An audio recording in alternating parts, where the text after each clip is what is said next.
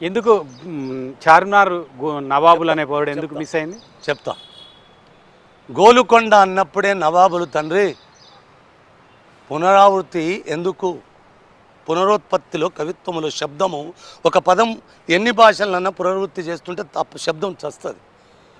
మరి నన్ను గన్నమ్మ ఈ నేల, నా ఊరు తెలంగాణ, నా పేరు తెలంగాణ, నా తల్లి తెలంగాణ, తాను వెళ్ళ తెలంగాణ, నా పాట తెలంగాణ, నా మాట తెలంగాణ, సయ్యాట తెలంగాణ, సాధించు తెలంగాణ అన్నప్పుడు ఈ మట్టి నా అమ్మ కదా. మరి ఇక్కడ భాగ్యనగరి భాగమావతి మీ చరిత్ర నుంచే చెప్తున్నా నేను. ఈ గోలుకొండ అన్నప్పుడే నవాబులు ఉంటారు కదా, చార్మినార్ అన్నప్పుడు కుతుబ్షాహీలు ఉంటారు కదా, మళ్ళా నవాబులను ఎందుకు మోస్తారు అని భాగ్యనగరి, గోలుకొండ భాగ్యనగరి, గొప్ప వెలుగు చార్మినారు నేను మార్చింది కాదు, వాళ్ళు మార్చింది. నిన్నటిదాకా మీరు ఇన్నదంతా సహజాతమైతే నేను నిప్పుల వాగుల ఒరిజినల్ పాట చేశాను.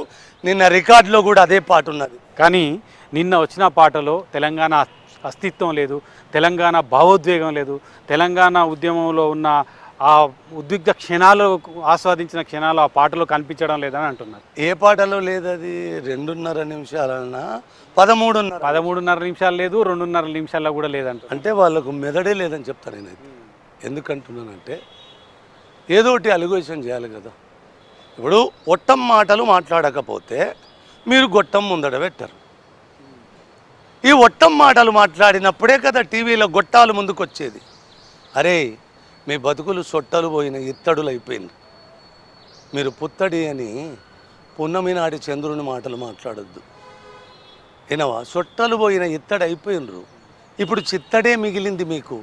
ఎందుకు?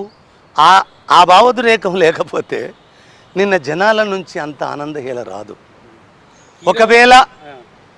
ఒకవేళ ఎవరో చెప్పినట్టు నిన్న ఉన్న పాటకు ఇంతవరకు ఉన్న పాట నేను అడుగుతా రమేష, ఇక బతుకంతా కొట్లాడినారా? ఇక అంటే ఇప్పుడు కొట్టుకుంటుర్రా తెలంగాణ కోసం? ఏమన్నా మీ రాజకీయ దురుద్దేశాలు కొట్టుకుంటారు, మీరు కొట్టుకోరు.